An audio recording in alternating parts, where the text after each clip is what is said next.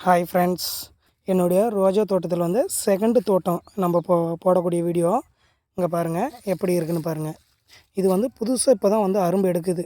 இது ஏன்னா ஈரப்பதம் அதிகமாக இருந்ததுனால சாம்பல் நோய் நிறைய அட்டாக் ஆகிடுச்சு. அட்டாக் ஆனதுனால இலையெல்லாம் கொஞ்சம் பழுத்து கீழே விழுந்துட்டு இப்போ தான் வந்து இதுக்கு நல்லா மருந்து உரம் கொடுத்து இப்போ தான் நான் ரெடி பண்ணிகிட்டு இருக்கேன். இங்கே பாருங்கள் நிறைய பழுத்து விழுந்துருச்சு.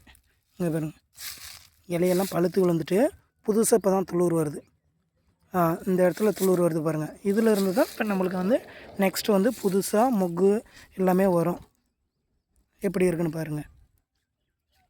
அதையும் வந்து இங்கே பாருங்கள், நான் கொடுத்துருக்கக்கூடிய உரத்தினால இங்கே புதுசாக ஒரு துளிர் வருதுங்களா, இங்கே வருதுங்க பாருங்கள், புது துளிர் இந்த மாதிரி வரும் பாருங்கள். அதுதான் வந்து நம்மளுக்கு லாஸ்ட்டு வரலையுமே நல்லா ஹைட்டாக போயிட்டு நிறைய பூவை வந்து கொடுக்கும் நம்மளுக்கு. இதெல்லாம் பாருங்கள் நிறைய பழுத்துருச்சு.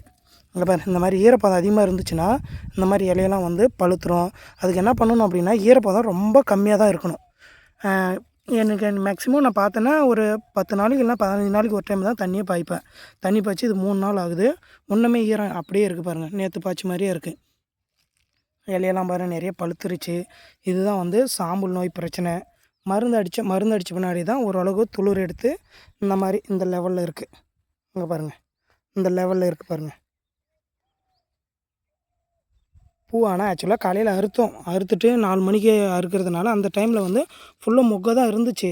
ஆனால் இப்போ டைம் ஆக ஆக ஃபுல்லாக வந்து மழை வெடிச்சு மாதிரி இருக்குது. மலர் பூரமே மலர்ந்துட்டு மாதிரி தெரியுது. ஒரு சில பூ வந்து இருட்டில் இருக்கிறதுனால தெரியாது, ஒரு 1 2 மிஸ் ஆகிடும். இந்தாங்க இந்த அளவுக்கு இருக்குது பாருங்கள் அரும்பு. இதெல்லாம் வந்து நாளைக்கே இல்லைன்னா நாளைக்கு மறுநாள் வெடிக்கக்கூடிய பூ. இந்த மாதிரி வருது பாருங்கள். உரம் பாருங்கள், எப்போ போட்டாலுமே வந்து செடி மேலே நம்ம போடக்கூடாது. செடியை சுற்றி ஒரு 1/2 அடி தள்ளி தான் வந்து நம்ம உரத்தே வந்து போடணும். அப்படி போட்டோம்னா தான் செடிக்கு வந்து எந்த பிரச்சனையும் வராது. அப்படி இல்லை அப்படின்னா செடிக்கு வந்து முக்கியமாக வந்து செடி போயிடும். செடிக்கு நிறைய பிரச்சனைகள் வந்துடும். அது செடியை சுற்றி வந்து கட்டி மாதிரியே வந்துடும். அது வந்து என்னென்னா கேன்சர் கட்டி அப்படின்னு சொல்லுவாங்க. அந்த கேன்சர் கட்டி அதுக்கு வந்துச்சு அப்படின்னா செடியில் வந்து எதுவுமே பண்ண முடியாது. செடி கண்டிப்பாக போயிடும். இதுதான் முக்கியமான ஒரு இது.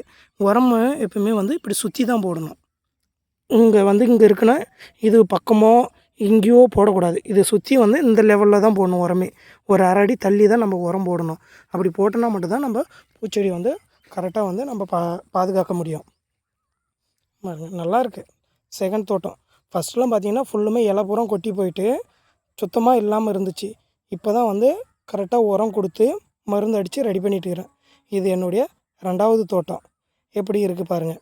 இன்றைக்கி நியூ இயருடைய ஒரு ஃபஸ்ட்டு வீடியோ இந்த செகண்ட் தோட்டத்தில்.